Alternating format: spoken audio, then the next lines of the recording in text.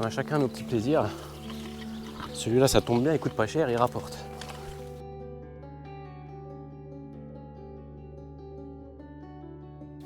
Alors nous sommes le 2 juin. Alors je vais vous faire un petit suivi de culture rapide et puis je vais par contre profiter que les cultures soient bien en place là pour vous faire des suivis de culture plus précis. Je vais vous parler plus précisément de la pomme de terre, des différentes variétés, voilà, de comment on gère tout ça. Là je vous montre rapidement ce que je fais aujourd'hui, là, donc 2 juillet. Pareil, je vous avais promis la vidéo sur les tomates, elle va venir. Donc on a les tomates qui continuent à pousser. Alors on a eu beaucoup de pluie. On manque de chaleur, elles vont être en retard cette année. Bon, c'est pas grave, mais c'est comme ça. Donc le blé qui commence à mûrir. Donc on approche de la récolte. Alors toujours, les moineaux m'ont fait des gros dégâts, alors des endroits plus qu'à d'autres. Voilà, par exemple ça a été vidé. Bon, on a encore de quoi faire, c'est pas un problème, mais je vous ferai une vidéo sur les moineaux, sur le blé. Donc la patate, ça pousse, ça va. Voilà, donc là on a les variétés Sarpo, je vous avais dit, c'est un feuillage vraiment impressionnant, quoi. Là on se met comme ça, on a les Sarpo là, et ici on a par exemple, je crois que c'est de la Charlotte. Vous voyez, pour l'instant c'est au moins 2 fois plus gros et ça n'a pas fini de grandir. Alors que la Charlotte va bientôt dépérir, ça va encore continuer à grandir. Donc c'est assez impressionnant. Les haricots, voilà, donc ça se porte bien. Les courges qui manquent de chaleur mais qui poussent, avec le fameux petit marron là. Finalement ça va le faire. Et le maïs. Donc là, depuis la dernière vidéo dans laquelle vous avez aperçu le jardin vivrier, j'ai rien fait, il a vraiment plu pendant longtemps, une bonne semaine, il fait frais, et on a quand même les mauvaises herbes du coup qui ont poussé. Voilà, on en voit.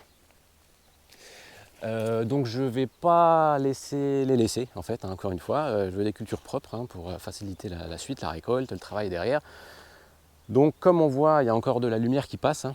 Donc le maïs, là j'ai commencé, je vais vous montrer ça, on va continuer avec le cultivateur, je suis en train de passer un coup, j'arrive encore à passer et après c'est fini, après j'arriverai plus à passer, le feuillage je vais casser beaucoup trop de feuillage, là ça va, j'ai les épaules encore qui sont au-dessus du maïs, donc dans mon mouvement je casse pas trop le feuillage, j'arrive à me faufiler, mais après c'est fini, je ne peux plus rentrer dans le maïs avec un outil, sans tout casser ou sans m'écorcher les bras.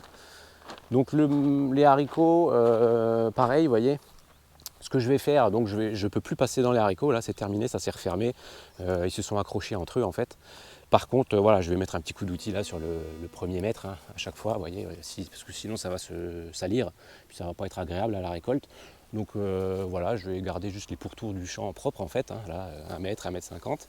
Je viens de passer par contre entre les pommes de terre et les haricots parce qu'on a beaucoup plus de lumière qui passe. Et j'arrivais à me faufiler là, les feuillages ne se touchent pas encore, vraiment. Donc je viens de passer, vous voyez.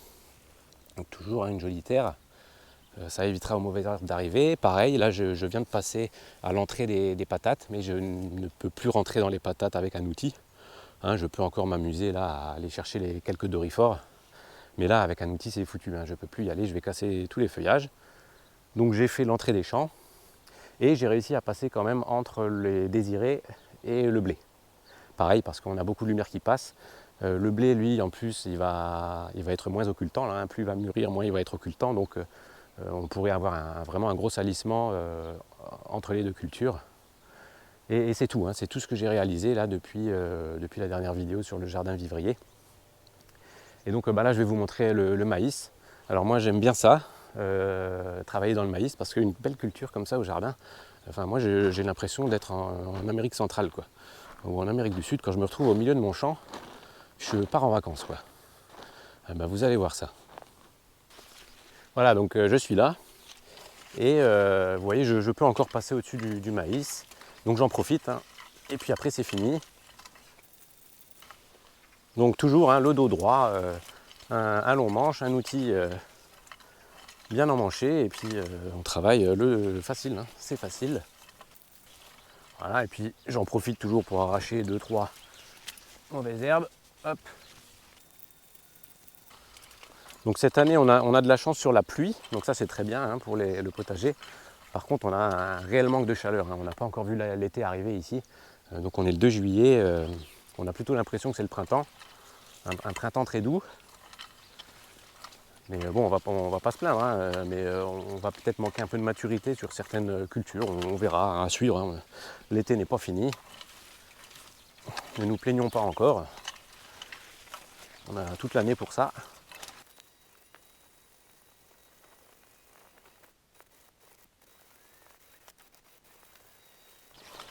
Donc là, vraiment, hein, c'est du bonheur. Hein. On a chacun nos petits plaisirs. Celui-là, ça tombe bien, il coûte pas cher, il rapporte.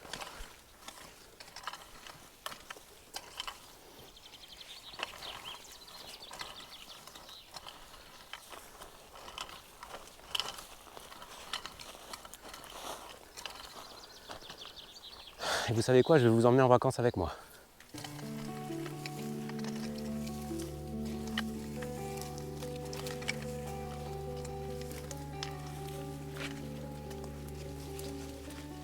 Voilà, donc on voit que le sol, hein, il y a beaucoup de matière, hein, beaucoup de résidus, hein, c'est ça qui fait la richesse d'un sol.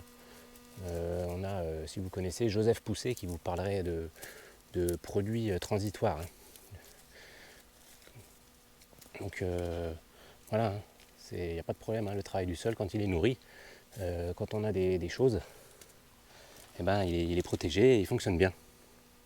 Hein, je crois que la culture, elle parle quand même un peu.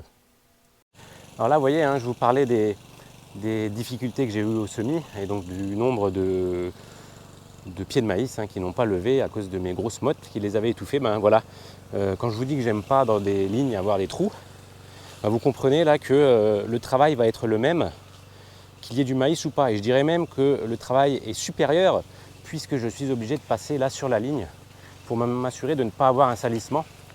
Alors que si j'avais eu un pied de maïs et encore un pied de maïs, eh ben voilà, j'avais une plus grosse productivité pour le même travail. Donc vraiment, peaufinez vos semis et essayez de ne pas avoir des trous hein, dans vos lignes. Bon là j'ai la voisine qui profite du temps pour tondre la pelouse, elle a bien raison. Donc on ne va pas faire durer plus longtemps la vidéo, de toute façon c'est fini. Donc ça a été biné. Alors promis, hein, c'est le dernier binage. Quoique, toujours, je maintiendrai la pression sur les mauvaises herbes sur les pourtours du champ. Donc là, tant que j'arriverai à passer entre la haie et le maïs, je passerai en fait. Et pareil, à l'entrée comme ça, sur 1 ou 2 mètres, c'est toujours intéressant de revenir hein, d'ici 2 semaines, passer un petit coup d'outil. Et pour maintenir, là par exemple, là il y a des manques. Donc là, ça va forcément s'enfricher. Hein. Donc un petit coup d'outil, hein, ça fera pas de mal. Et puis on continue, hein, on suivra ça. À la prochaine.